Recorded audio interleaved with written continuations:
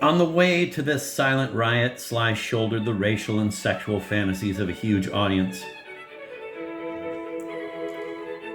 and staggered under them, as if he were Stagger Lee himself back from the deal to live up to his myth. As if he were Stagger Lee himself back from the dead to live up to his myth. The images of mastery, style, and triumph set forth earlier in Sly's career reversed themselves. His old politics had turned into death, his exuberance into dope, and his old music into a soundtrack for a world that didn't exist. As an artist, Sly used those facts to reverse the great myth itself.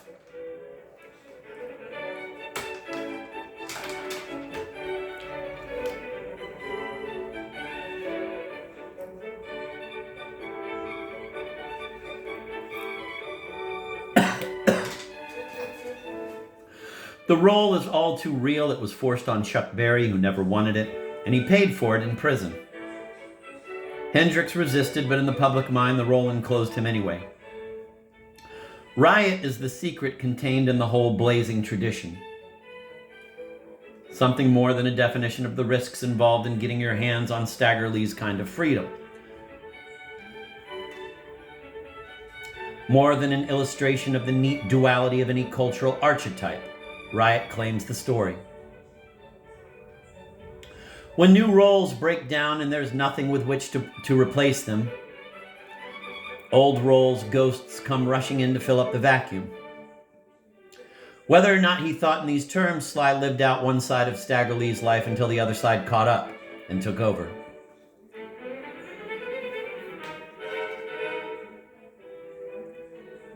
Once the first role broke down in the face of social and personal limits, it could not countenance and still survive. The rage of Stagger Lee intensified as his mastery was defrauded. Instead of breaking the bartender's glass, Stack found himself aiming at the mirror behind the bar, and thus discovered that his target was himself. Sly versus Superfly. The best pop music does not reflect events so much as it absorbs them.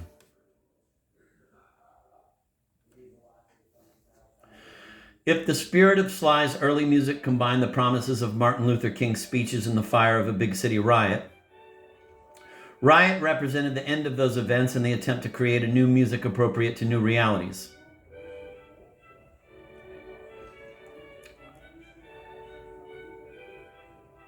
It was music that had as much to do with the Martin shootout and the... It was music that had as much to do with the Marin shootout and the death of George Jackson as the earlier sound had to do with the pride of the riot the title track of this album said was no longer going on.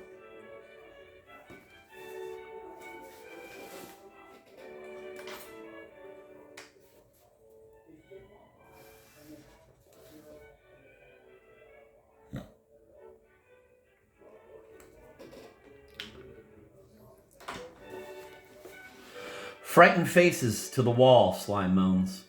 Can't you hear your mama call? The brave and song. Frightened faces to the wall, Sly moans. Can't you hear your mama call? The brave and strong survive, survive. I think those faces up against the wall belong to the Black Panthers, forced to strip naked on the night streets of Philadelphia, so Frank Rizzo and his cops could gawk and laugh and make jokes about big limp cocks, while Panther women lined up with the men were psychologically raped.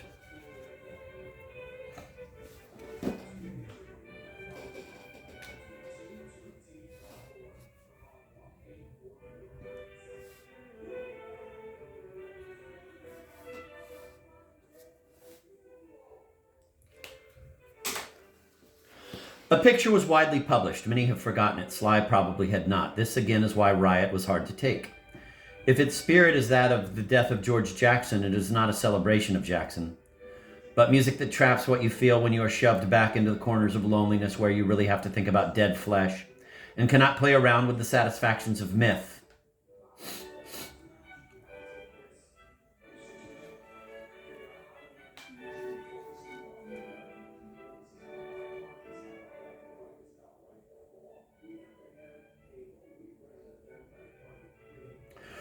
The pessimism of Riot is not the romantic sort we usually get in rock and roll.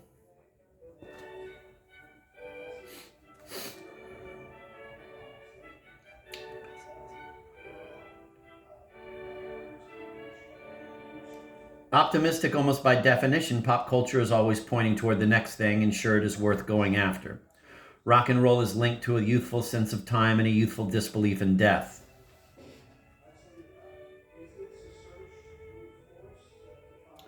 Pop culture pessimism is almost always self-indulgent.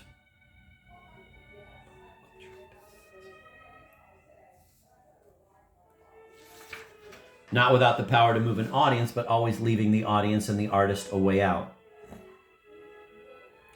In retrospect, records made in this spirit often seem like reverse images of narcissism. Riot is the real thing, scary and immobile. It wears down other records, turning them into unintentional self-parodies. The negative of a riot is tough enough to make solutions seem trivial and alternatives false, in personal life, politics, or music.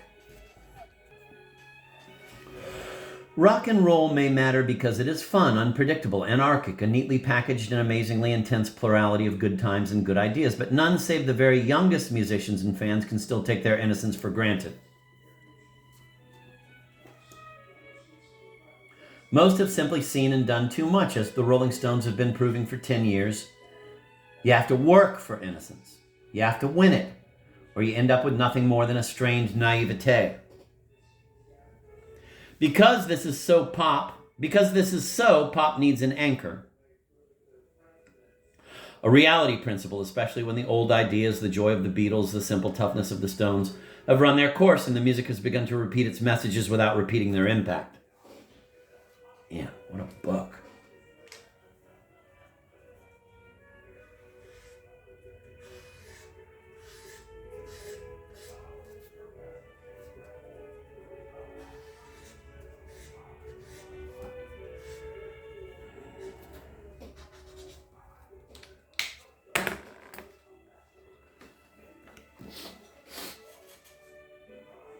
I'm going to reread that. Because this is so, pop needs an anchor, a reality principle, especially when the old ideas, the joy of the Beatles, the simple toughness of the Stones, have run their course and the music has begun to repeat its messages without repeating their impact. Rock and roll may escape conventional reality on a day-to-day level or remake it minute to minute, but it has to have an intuitive sense of the reality it means to escape. The audience and the artists have to be up against the wall before they can climb over it. When the Stones made Gimme Shelter, they had power because their toughness had taken on complexity.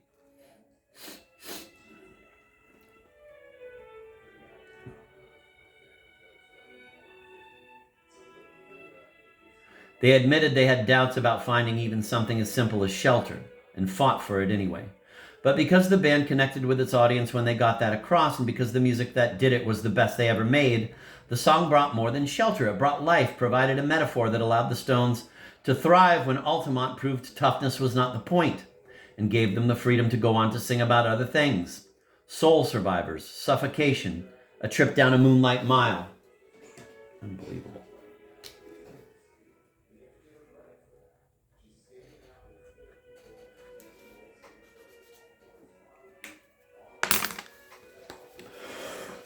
Riot matters because it doesn't just define the wall, it makes the wall real. Its sensibility is hard enough to frame the mass of pop music, shuffle its impact, jar the listener, and put an edge on the easy way out that has not really been won. It is not casual music, and its demands are not casual. It tended to force black musicians to reject it or live up to it. Some months after Riot was released, from the middle of 1972 through early 1973, the impulses of its music emerged on other records, and they took over the radio. I don't know if I will be able to convey the impact of punching buttons day after day and night after night to be met by the records as clear and strong as Curtis Mayfield's Superfly and Freddie's Dead. The Staple Singers' Respect Yourself and the Utopian I'll Take You There. The O'Jays' Backstabbers, War's Astonishing Slipping into Darkness, and The World is a Ghetto. The Temptations' Papa Was a Rolling Stone. Johnny Nash's I Can See Clearly Now, Stevie Wonder's Superstition. For that matter, the Stones' Exile on Main Street, The White Riot. Records that were surrounded in memory and still on the air as recent hits by Marvin Gaye's Deadly Inner City Blues, by the undisputed truths, smiling faces sometimes tell lies, by the Chi-Lites' Falsetto Melancholy, by Riot itself. Only a year before, such discs would have been curiosities. Now, they were all of a piece. One enormous answer record. Each song added something to the others, and as in a pop explosion, the country found itself listening to a new voice.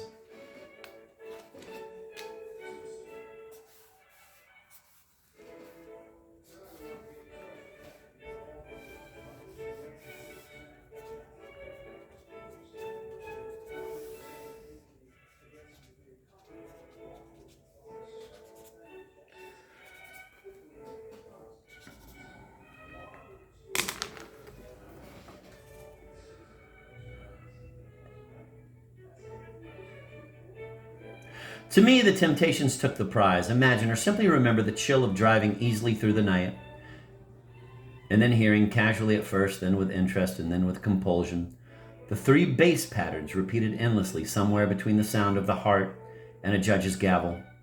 That open, Papa Was a Rolling Stone. The toughest blues guitar you have heard in years cracks through the building music like a curse. The singer starts in.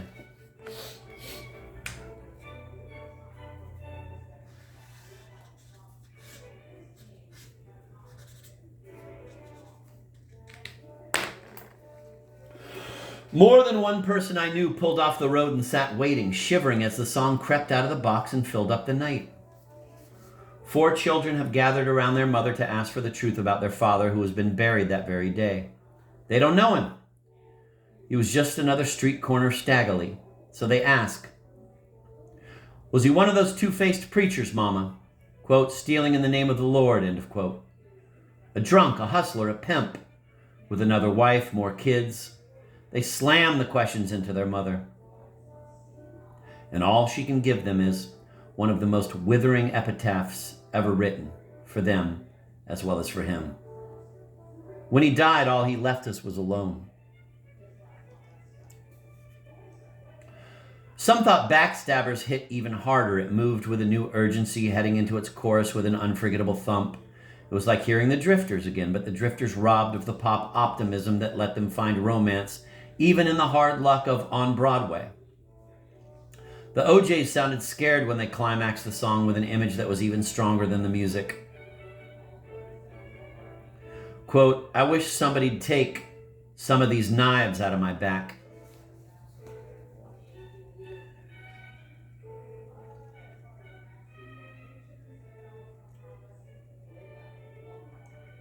Stevie Wonder reached number 1 with Superstition, his first time on top in 10 years. It was the most ominous hard rock in a long while, a warning against a belief in myths that no one understood. Wonder made the old chicka chicka boom beat so potent, it sounded like a syncopated version of Judgment Day.